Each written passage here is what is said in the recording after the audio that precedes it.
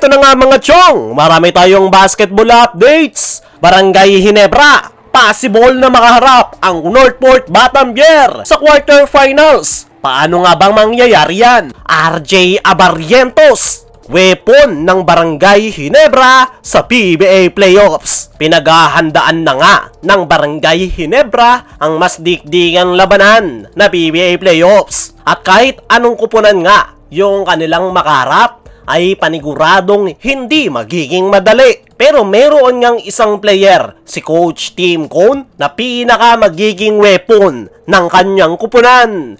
Yan ay walang iba kundi itong kanilang rookie na si RJ Abarrientos. Ito ang si RJ mga chong ay isa't kalahating komperensya pa lang nakapaglalaro sa Barangay Ginebra. Pero grabe na nga yung ipinapakita nitong performance, para bang napakatagal na nitong naglaro sa kupunan ni Coach Tim Cone dahil sa kanyang kumpiyansa sa paglalaro. Maraming ang nagsasabi na rookie pa lang si RJ, pero veterano na ito kung maglaro. Napakalaki nga agad ng impact na kanyang nagawa sa Barangay Ginebra at mas mararamdaman nga nila yan once na magsimula na ang PBA Playoffs. At ayon nga sa ating mga trusted source, ay magiging mabigat nga yung role nitong si RJ para sa Barangay Ginebra. Dahil ito nga yung nakikita ni Coach Tim na kanilang panibagong floor general. Alam naman nating lahat na si LA Tenorio talaga yung pinaka-team captain ng kanilang kupunan. Pero dahil nga sa madalang na itong gamitin ni Coach Tim Cone, ay ito na ngang si RJ Abarrientos yung pumalit sa kanyang pwesto. At yung dating role ni LA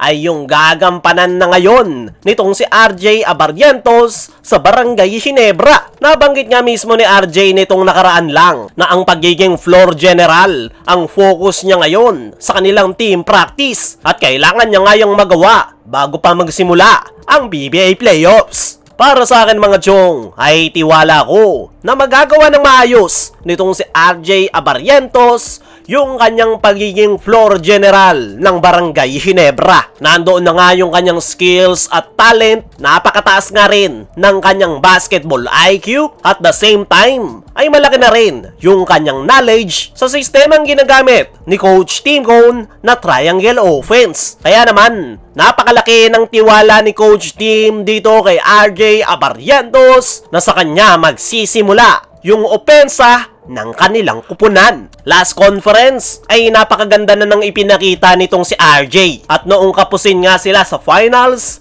ay nabanggit pa nito na nakakadagdag ng gutom yung kanilang pagkakatalo sa finals. At ito yung tamang panahon para makabawi itong si RJ Abarrientos mula sa kanilang pagkakatalo last conference. As of now, ay todo na yung preparation nitong si RJ Abarrientos at mukhang mas dodoblehin pa nga nito yung kanyang naging output performance dahil simula last conference ay napakarami nang na-improve sa laro ng nasabing gwardya at the same time, mas kabisado na niya ngayon yung kanyang mga teammates. Kaya naman, i-expect natin na isa itong si RJ Abarrientos sa mga importanteng player ni Coach Tim Cone pagpasok ng PBA Playoffs. At tignan natin kung magagawa nga bang makabawi ng nasabing gwardya para sa Barangay Ginebra. Dumako naman tayo dito sa kabilang balita. Barangay Ginebra,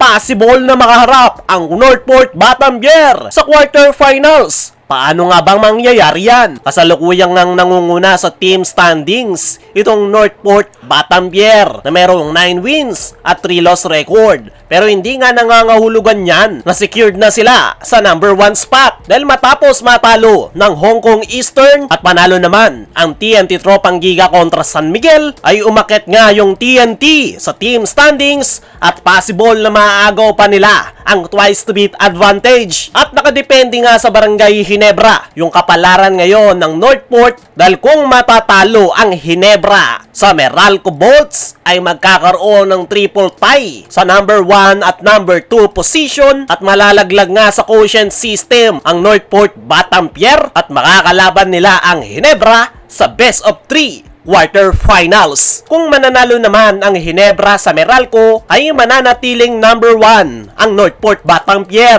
Kaya naman nakasalalay na talaga sa kupunan ni Coach Tim kung mananatili ba sa number 1 spot ang Northport o pipiliin ng Ginebra na makalaban sila sa quarterfinals. At kung mangyayari nga yan mga chong, ay isang rematch yan dahil nitong elimination round ay tinalo ng Northport Batangier ang Barangay Ginebra sa isang dikdikang labanan. Kaya naman, kung mangyayari yung kanilang rematch sa best of 3 quarterfinals, ay paniguradong magiging magandang match-up yan at paniguradong gigil na gigil ang Barangay Ginebra na makabawi matapos silang talunin ng Northport sa elimination round. Sa ngayon ay nasa kamay na ng Barangay Ginebra kung gugustuhin nilang makaharap ang Northport Batangier sa best of 3 quarterfinals. Hindi nga rin yan magiging madali para sa kupunan ni Coach Tim Cone dahil hindi na nga basta-basta ngayon ang Northport Batangier dahil buong elimination round ay sila yung nangunguna sa team standings at mukhang seryosong-seryoso nga ang batang kupunan. Kaya naman kinakailangan talagang pag-isipan ni Coach Tim